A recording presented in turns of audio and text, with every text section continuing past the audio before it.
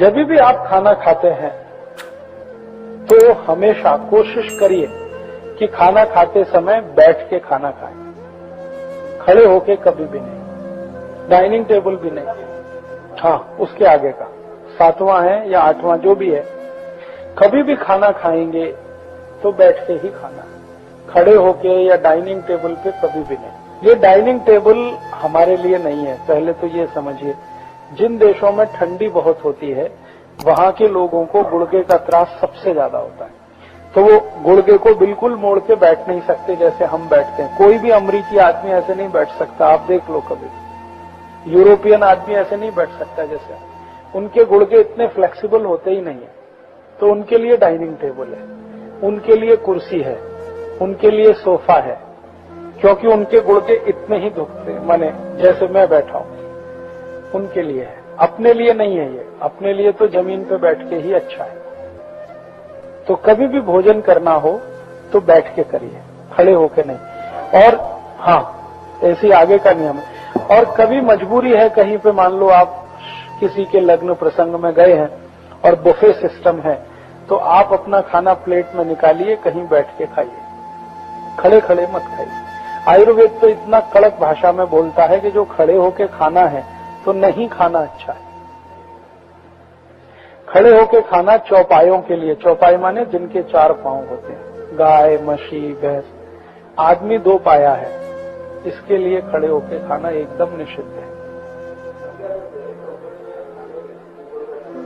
हाँ, ये ठीक है, ये ठीक है। कुर्सी पर अगर आप ऐसे सुखासन में बैठ सकते हैं तो चलेगा। अब इसके आगे का नियम वो पानी के लिए है। पानी भी हमेशा बैठ के ही पीना चाहिए, कभी भी खड़े होकर पानी नहीं पीना चाहिए। और इमरजेंसी में कभी ऐसी स्थिति हो कि मान लो हम किसी सड़क पे खड़े हैं, कल्पना करें, और हमारे पास पानी पीने के लिए कुछ भी नहीं है, ना गिलास है ना लोटा है, अब बैठ के पानी कैसे पिए?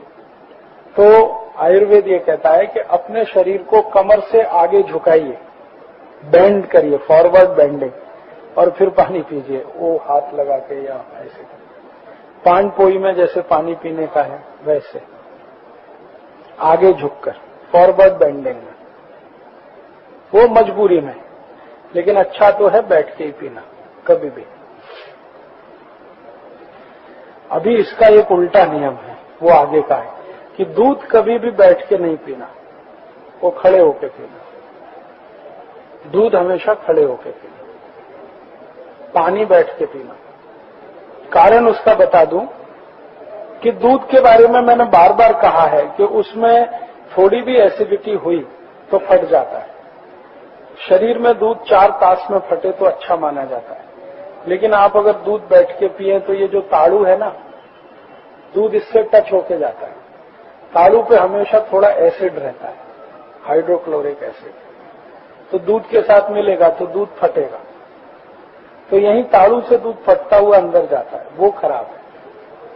इसलिए दूध खड़े होकर पिए तो ताड़ू को टच नहीं होगा, जीभ को टच होना चाहिए और गले से उतरना चाहिए। दूध के लिए नियम यह है कि उसको कभी भी मुंह में नहीं घुमाना चाहिए, पानी को हमेशा मुंह में घुमा के पीना चाहिए, दूध सीधे सीधे। इसलिए ये जो बच्चे दूध पीते हैं ना लेट के, वो सबसे अच्छी अवस्था है दूध पीने की। आई जो उनको दूध पिलाती है वो सबसे अच्छा सो के, पूरे सोए भी नहीं रहते हैं, आधे सोए रहते हैं, सिर पीछे से थोड़ा उठा रहता है क्योंकि वो मांडी पे रख के पिलाती है। तो ऐसे बेंडिंग 15-20 डिग्री का बेंड है, वो कोण है, ये सबसे अच्छी स्थिति है दूध पीने की। अब आगे का नियम।